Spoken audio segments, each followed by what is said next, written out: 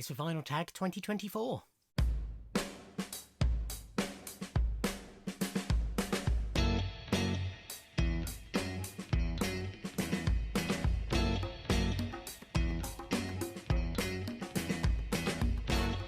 Hi everybody and welcome to this video, and this is the Vinyl Tag for 2024. So every year somebody in the vinyl community comes up with the Vinyl Tag, which is a list of questions, things to show to do with your collection and the vinyl community.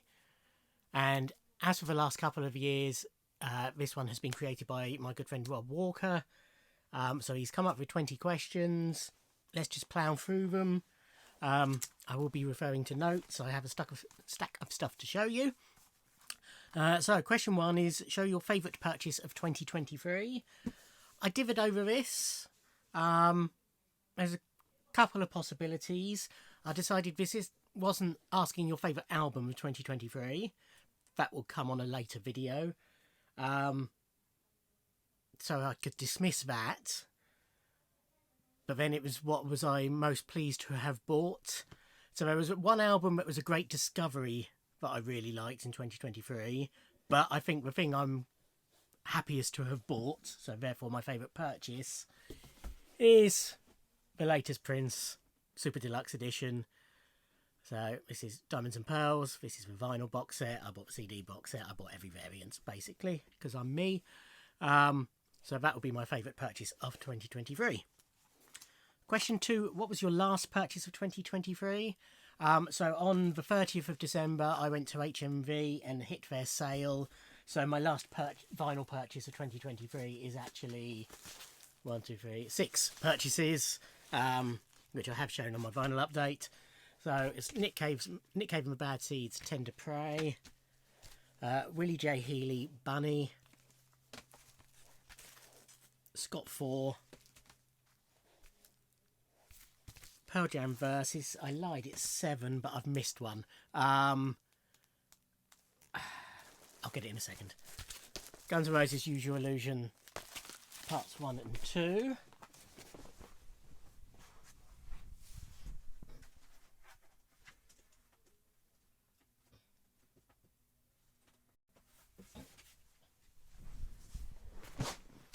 Nick Cave and Bad Seed, Boatman's Call.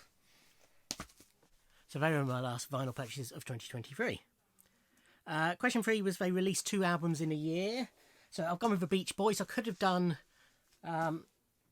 64, I think it was, when they released 3 albums, but sticking with 2 albums in a year. In 1966, I think I've remembered correctly the year, they released both. So I'm just trying to see if I can see a year on here.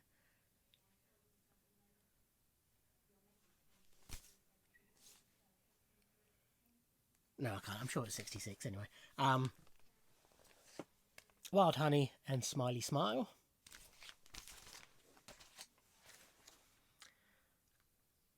Question 4. If you could only listen to music from one decade, which decade would it be? This was quite simple for me. Nothing to show here, but it would be the 90s. It was, I turned 18 in 1993. I was at university for the Britpop years. Britpop is my favourite genre of music. On top of that, my favourite Prince albums came from 1990s, or some of them anyway. It was when I really got into Prince. The sort of dance music I like is from the 90s. The rap I like is from the 90s. It's just the genre where most music that I particularly like comes from. The alternative would be the 60s. Definitely, mid to late 60s. British Invasion, and American rock. Definitely up there as well, and it's close behind, but it would have to be the 90s. Most of my favourite acts and bands are from that era. Question 5. Rob's from Manchester. Show some music from Manchester. So I grabbed a few at random, well, fairly random. John Mayall, Manchester and Greater Manchester and the surrounding areas. The Hollies, Elbow,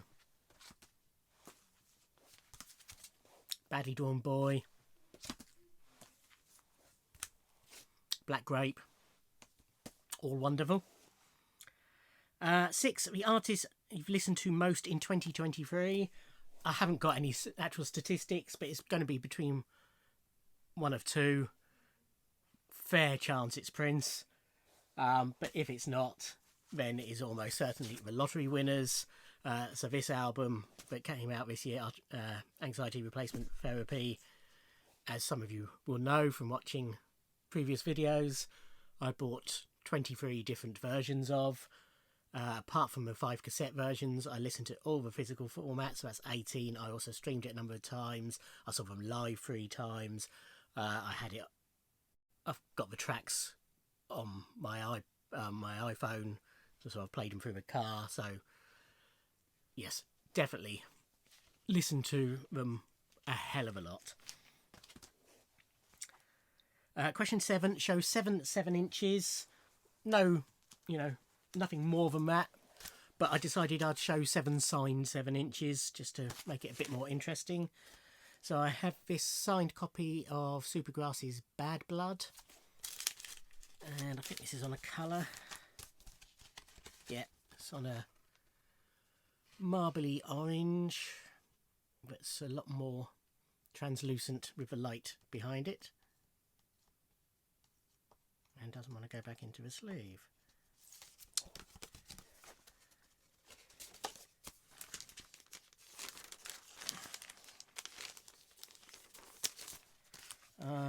Gary Busey and his version of Buddy Holly's Not Fade Away, signed on the back there. I think that's just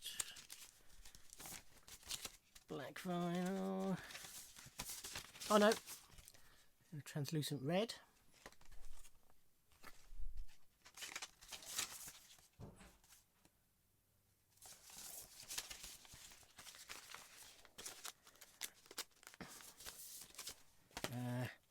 Record Store Day release, Izzy Bizu's Talking to You. Great track, great vocalist. Signed. This is just black, I think. Yeah, it's just black vinyl.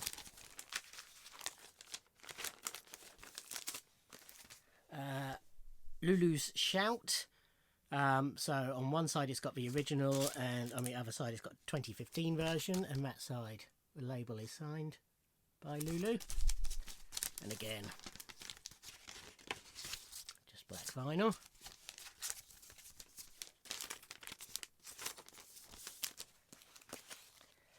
Madness and Sorry.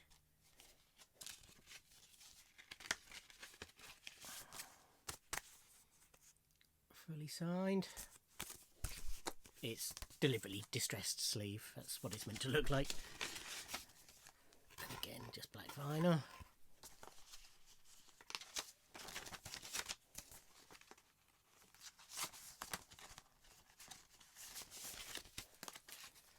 Cooler Shaker, Second Sight, signed on the back, including a nice drum kit. And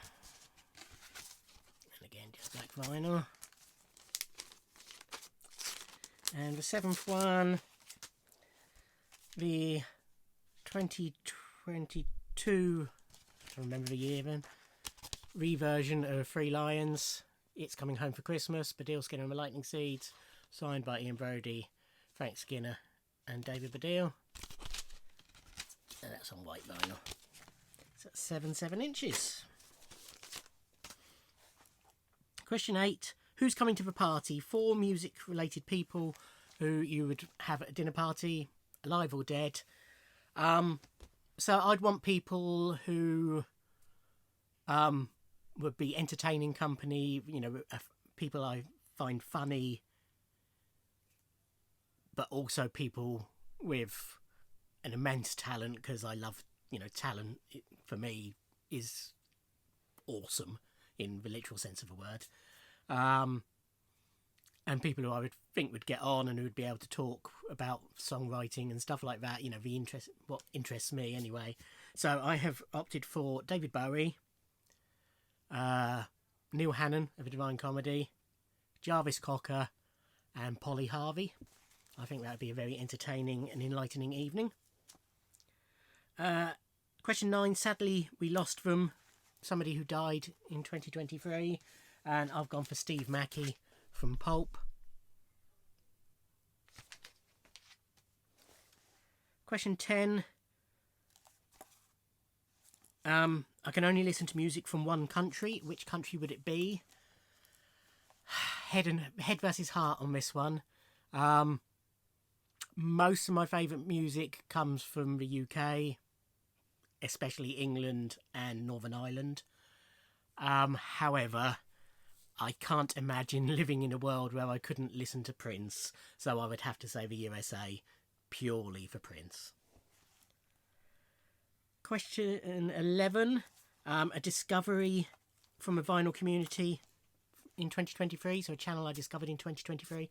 I don't watch many vinyl community channels, even the ones I subscribe to. There's only half a dozen or so that I regularly watch. And in fact, I'm about to have a cull and get rid of a load because it's just clogging up my timeline. However, I did discover a channel that I'm greatly enjoying this year, and that is Jimmy Barnes' channel. Hello, Jimmy. So I became aware of him. He messaged me, or tagged me actually, a couple of times on Instagram about videos he's made. And one of those was actually a response to my lottery winners video where I showed the 23 different versions and showing off the multiple versions of Taylor Swift's Midnight's album. And he recorded a video about multiple format releases and his opinions on them and collecting multiple formats. All very respectful, none of it, dissing me at all for how I collect, but just his viewpoints on it. I did a response to that as well. I subscribe to his channel. It's a very entertaining channel, very well produced, very professional looking channel. Obviously, takes a great deal of care and pride in his videos. I don't watch them all. There's, he collects Funko Pops and he does videos about that. That really doesn't interest me. And there's a few other things that he does that I'm not interested in, but the stuff I do watch, I really enjoy. So Jimmy Barnes. Question 12. A record I bought as a teenager. So I would have been... Actually, technically, I didn't buy this as a teenager. I've just realised. I was 10 when I bought this. Dire Straits Brothers in Arms. Problem is, I've stopped getting vinyl more or less just before I became a teenager. I'd moved on to cassettes by then. I'm trying to think if I did. I don't think I bought any literally as a teenager. I was a teenager from 88 to 93. Can't even remember my age, to 94. Well, 95, I turned 20. And I don't recall. I may have bought the odd one or two. But, yeah. I really, I was about 11, I started getting into cassettes and stopped buying vinyl, so this'll do.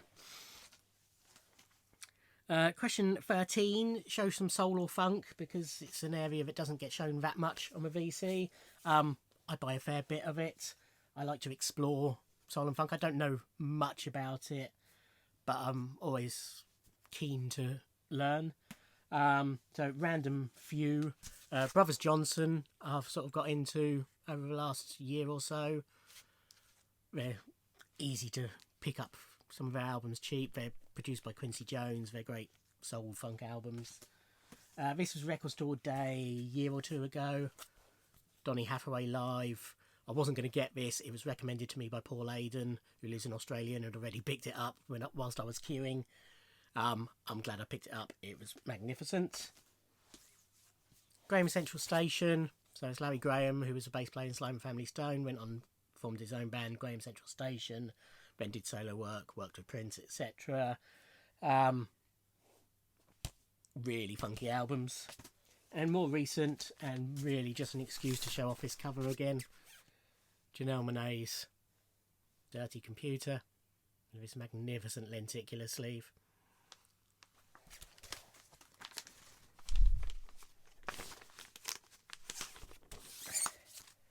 Question 14.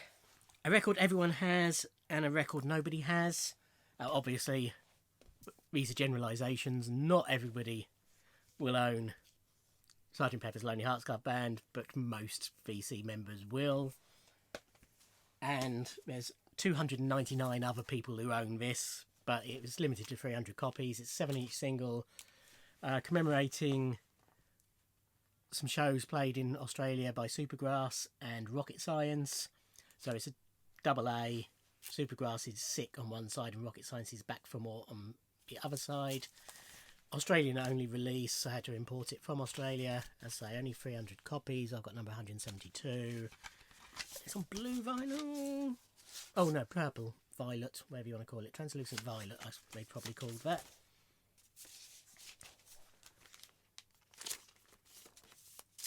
So, certainly something I've never seen anybody else show on the VC. Question 15, She's Great, a female artist release from 2023. I'm going to go with Swim Team by Emily Kinney. Signed copy. Paid a fair bit of this. Bought it. It's only available directly from her, and it's quite expensive. But I've got her other albums, and I really enjoy her music. So she's an actress as well. You might recognise her as Beth from The Walking Dead, and various other shows. But yeah, she's got lovely voice, sort of acoustic-y, poppy, singer-songwriter-y music, but all very nice, very enjoyable. Emily Kinney. Question 16 is the favourite video I made and the favourite video I watched in 2023, as in on YouTube.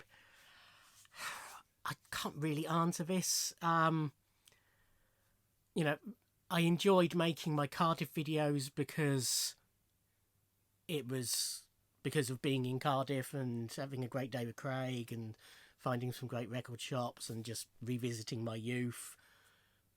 So I liked making them because of that rather than for the actual videos. Similarly, my Nottinghamshire and surrounds ones, because I was spending time with my dad, and again, you know, for the days out rather than for the actual videos. The aforementioned video responding to Jimmy, and the one about the CD packaging, just because there's something a bit different than just showing, you know, hauls and stuff like that. But I haven't really got a favourite one I've made. Similarly, nothing's leapt to mind about a favourite video I've watched. I say VC wise, I don't watch that many really, and although I've enjoyed many of them, none of them have been particularly wow, what a great video. You know, I absolutely love that video. Don't know. Yeah, so I can't really answer that. Question 17, a 90s classic. Let's go with Blur's Great Escape, because why not? And I haven't shown any Blur so far. Question 18, a cover I could walk into. So something about the image on the cover makes me want to walk into it and explore that world. And mine's quite similar to the one Rob showed. He showed the 10cc album with a couple on the phone on the front and back, and then inside there's like a party scene. This is very similar. So this is Divine Comedy's Office Politics, and the front cover is just a normal office scene, various people, and then the inside cover is the same people at the office party. And, you know, I'd quite like to be there and find out all the gossip, what's going on, you know, how long their romance has been bubbling, etc., you know. Just quite like to be there, basically. Question 19, an album that feels like a greatest hit. So it's not necessarily one where most of their greatest hits have come from, but it's more, if you wanted to listen to this band, you wouldn't put on their greatest hits, you'd put on this album. So for me, I think we'll go for Appetite for Destruction by Guns N' Roses. So yes, it's got Welcome to the Jungle, Paradise City, Sweet Child of Mine. What was the other single? Or was that it? I want to say there was another single, but I can't remember which one it was, because they all feel like singles because they're all big songs in Guns N' Roses canon and great songs. But yeah, that's it for me. And question 20, it turns 50 in 2024, so an album released in 1974. There's some big hitters that, you know, could quite easily be shown. I wanted to go for something that probably nobody else will show. So it's Alan Price's Between Today and Yesterday, which for me is his best album. Absolutely adore this album. So there we have it. The vinyl tag for 2024. Good, didn't waffle on too much. Hope you found that interesting. Check out many other responses across YouTube. Thanks, Rob, for setting the questions again. Thank you for watching. Like, comment and subscribe, and I'll see you in another video. Thanks. Bye.